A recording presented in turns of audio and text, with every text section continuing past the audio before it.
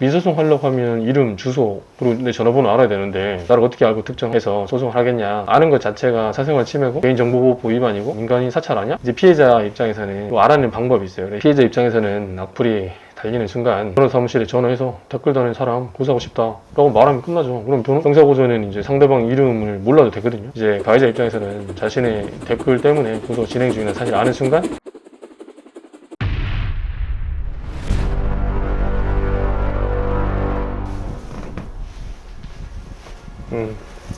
안녕하십니까. 오늘은 악플, 제가 예전에 한번 악플 이제 피해자 입장에서 이제 고소를 도와준 그런 사례가 있긴 있었는데, 이제 오늘 이제 또 보다 일반적으로 또 최근에 이제 그 악플러에 대한 이제 신세경이란 분이 악플러의 전쟁이라면 선처 없다, 강한 법적 책임을 물을 거다, 이제 이렇게 했나봐요. 그리고 이제 내용을 보면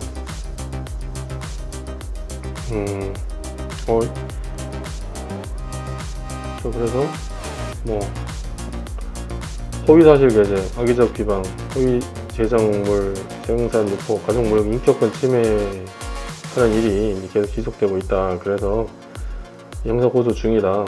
대리인 선임해서, 그래서 이제 법률 대리인으로부터 현재까지 형사고소 진행 상황을 전달받아 알려드린다라고 하면서 이제 이런 분들이 이제 기획을 하는 거죠. 딱 캡처해가지고 악플 단 분들에 대해서. 그래서 이제 합의를 이제 보통 종용하고 이렇게 하는데, 그래서 보니까 성명불상자 외에 이제 43명. 그래서 이제 요 신세경 배우에 대한 모욕 혐의로 고소장을 제출했다. 그러면 이제 피고소인, 고소 당한 분들이 44명이라는 거잖아요. 그래서 고소인 진술 조사가 마쳤으나 이들 피고소인들에 대한 신원 확보에 어려움이 있다. 결국은 다 이제 특정이 돼서 처벌될 겁니다. 그래서 이걸 뭐 점점 그 포위망을 좁혀가고 있으며 후보의 엄정한 뭐 심판이 얼마 남지 않을 강력 경고한다, 뭐 선처 없다, 뭐 이런 얘기를 하고 있네요. 반면에 또 이제 역시 제가 잘 모르는 NCT 마크, 이 아이돌인가봐요. 그래서 이제 이 미성년자, 악플 단 사람 미성년자에서 예외적 선처한다, 재발 방지 약속을 받고 이렇게 했다는 건데, 보니까 이제 뭐 보통 무관용 원칙으로 대응하고 했는데, 이 피의자가 이제 미성년자인 점, 그리고 조사 과정에서 본인의 잘못을 깊게 반성하고 용서를 구하려 한 점, 그래서 이제 선처하고 싶다는 마크의 의사에 따라서 예외적으로 공식 사과문 게시와 재발 방지 약속을 받은 후 형사처벌을 받지 않도록 선처하는 것으로 합의했다. 네, 그런 거죠. 그래서 그렇습니다. 그래서 기사는 뭐 이 정도고, 그래서 이제 또 소속이 SM인가봐요. 그래서 뭐 입장 전문도 있고, 피해자가 해당 악플러 이 피해자가 사과문 통해 가지고 마크님의 외모를 비하하는 글을 심한 역설과 함께 게시했다. 조사를 받으면서 흐르는 눈물을 주체할 수 없었다. 시간을 되돌리고 싶었다. 부모님께도 너무나 죄송했고 마크님께도 뭐 미안했다. 할 수만 있다면 뭐 만나서 용서를 빌고 싶었다. 담당 행사님께서 SM 측 전화 연락을 해주셨다. 이렇게 요즘은 이 형사분들이 이런 개입하기 싫어가지고 잘 안 나서십니다. 그런 것도 좀 있고, 아무튼 이제 오늘 살펴본 기사는 이제 고소당하신 분들이, 특히 신세경 씨로부터 모욕죄로 고소당하신 분들이 44명이잖아요. 악플 달았다 이제 처벌될 의견이 몰렸는데, 그 악플 내용에 따라서 모욕, 이제 여기서 해당 기사에 모욕이라고 했는데, 일반적인 경우까지 말씀드리면 악플 달 때 구체적 사실을 적시하냐 그렇지 않느냐의 차이, 구체적 사실이 있으면 이제 명예훼손까지 될 수 있는 거죠. 그래서 이제 양자의 차이는 이제 구체적 사실의 적시 여부다. 사실 적시 없이 단순히 쌍욕만 한 거면 모욕, 그리고 사실 적시까지 있으면 명예훼손입니다. 그래서 신세경 씨가 악플로 받은 정신적 손해에 대해서 돈으로 배상받고 싶다라고 하면 민소송 제기하면서 민사상 손해배상 책임도 질 수 있는 거죠. 이렇게 아시겠지만은 뭐 신세경 씨 입장에서는 악플단 사람에 대해 형사 책임과 민사 책임을 함께 물을 수도 있고 어느 하나만 물을 수도 있는 거죠. 근데 이제 모욕은 피해자의 고소가 있어야 수사가 개시될 수 있는 친고죄라는 거고, 이제 명예훼손은 피해자의 의사에 반해서 처벌할 수 없는 반해서 물벌죄라는 건데, 결국 이제 모욕이나 명예훼손이나 신세경 씨가 이제 합의를 해주면 더는 이제 가해자를 처벌할 수 없는 거죠. 근데 이제 기사 내용으로 봤을 때 신세경 씨는 합의해줄 의사가 전혀 없어 보인다. 근데 반면에 그 NCT의 마크라는 분, 근데 이분은 이제 그 가해자가 미성년자라는 점을 감안해서 뭐 형사처벌 받지 않도록 선처를 해주겠다라고 했다는 거죠. 그래서 이제 뭐 합의서를 작성해 주었거나 수사를 받으면서 뭐 그 고소인이 이제 고소인 조사를 처음에 하니까 용서하겠다라는 말을 했을 수 있죠. 그래서 이 경우에 이제 이 미성년 가해자를 더 이상 이제 처벌할 길은 없는 거죠. 근데 이제 이 NCT의 마크 사건에서 미성년 가해자가 깊이 반성하고 있다고 하면서 진정한 사과를 하고 합의금 주기로 해서 합의서를 써주었는데, 이 과정이에요. 나중에 이제 가해자가 태도가 바뀌어가지고 사과도 하지 않고 합의금도 주지 않아서 않을 경우가 있잖아요. 실제로 제가 이제 상담을 해준 경우에 이제 그런 경우가 있었는데, 합의를 해줬어. 근데 합의금도 안 주고, 그런 경우에도 이제 한번 작성된 그 합의서는 효력이 있다는 거죠. 그래서 피해자 입장에서는 합의서 작성에 신중하셔야 된다.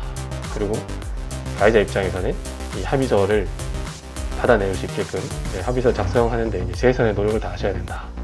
이제 모욕의 피해자인 신세경 씨가 이제 고소를 해서 형사 절차를 진행한 이상 이 43명의 가해자는 합의금을 주고 형사 절차에서 탈출하시는 것이 가장 깔끔한 해결책이다 라는 말씀드립니다. 그리고 이제 뭐 만약 신세경 씨가 이제 기사 내용처럼 뭐 선처는 없다는 입장이거나, 뭐 가해자 입장에서 나도 뭐 전과자 돼도 상관없다, 뭐 교도소 가서 뭐 실형만 안 살면 되고 뭐 벌금 내고 말겠다, 뭐 이런 입장일 수 있잖아요. 이런 경우에 이제 가해자는 이제 벌금을 내게 됩니다. 근데 이제 이 벌금도 피해자한테 가는 건 아니잖아요. 가는 게 아니고 이제 국가에 기속되는 것입니다. 그래서 이제 피해자 입장에서는 가해자들이 그렇게라도 처벌받는 것이 정의에 부합하는 것이다 라고 이제 스스로 만족할 수도 있는데, 이제 어느 순간에는 이제 현타가 올 수 있죠.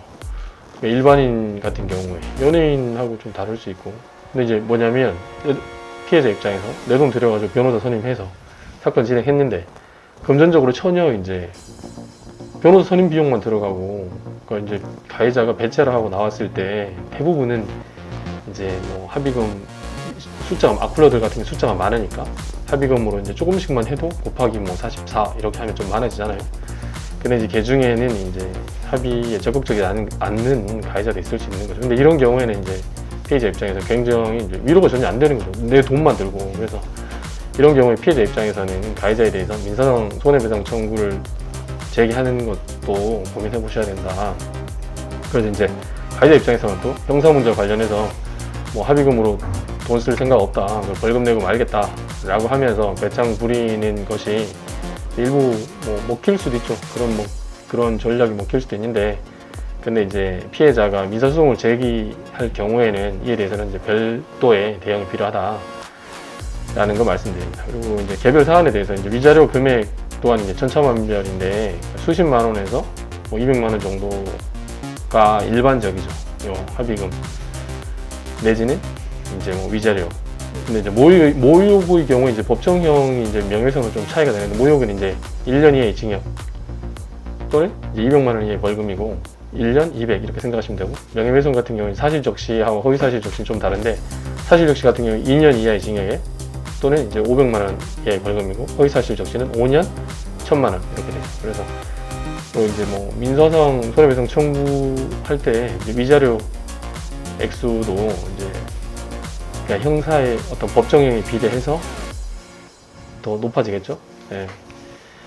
네, 그렇습니다. 그래서 이제 요즘 이제 모욕이나 명예훼손이 유튜브를 비롯한 방송을 수단으로 이제 이루어지는 경우도 있잖아요. 방송 나와가지고 막 유튜브 하면서 저 어디 가세현인가? 그분들 좀 유명하잖아요. 그래서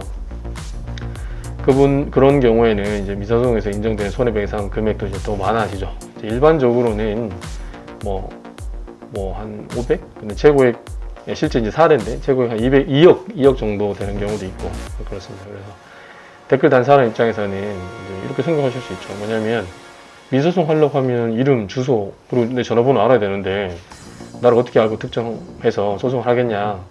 아는 것 자체가 사생활 침해고 개인정보보호 위반이고 뭐 민간인 사찰 아니야? 뭐 이렇게 생각하실 수도 있어요. 그런데 이제 피해자 입장에서는 시간이 좀 걸리긴 해도 알아내는 방법이 있어요. 형사고소하거나 이용자 정보 제공 청구라는 절차가 있거든요. 그런 경우에 가해자 인적 사항을 특정해낼 수 있어요. 그래서 그런 경우에는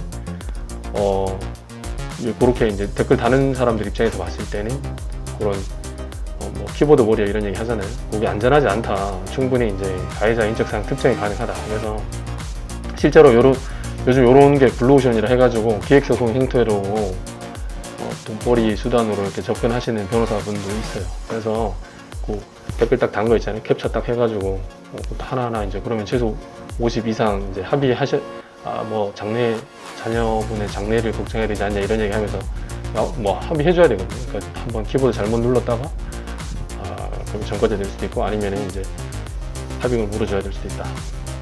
이제 피해자 입장에서는 악플이 달리는 순간 변호사 사무실에 전화해서 댓글 다는 사람 고소하고 싶다 라고 말하면 끝나죠. 그럼 형사고소는 이제 상대방 이름을 몰라도 되거든요. 피해자나 이제 피해자 선임은 변호사가 아이디나 댓글, 뭐 해당 사이트 주소, 뭐 날짜, 시간 이거 다 표시되도록 화면에 캡처해두면 돼요. 그러면 이제 가해자 입장에서는 자신의 댓글 때문에 고소 진행 중이라 사실 아는 순간 댓글을 이제 뭐 삭제하거나 이런 조치를 취하게 되는데 피해자 측에서는 이미 이제 증거를 다 수집해놓은 경우가 대부분이라 별로 실효적이지는 못하죠. 그냥 웬만하면은 댓글 안 다시기를 권고드리고 그렇습니다. 그래서 오늘은 이제 부정적인 댓글 달았다가 모욕이나 명예훼손으로 고소당했을 경우에 발생할 수 있는 상황에 대해서 한번 이야기 나눠봤습니다. 오늘도 편안한 하루 되시기 바랍니다. 감사합니다.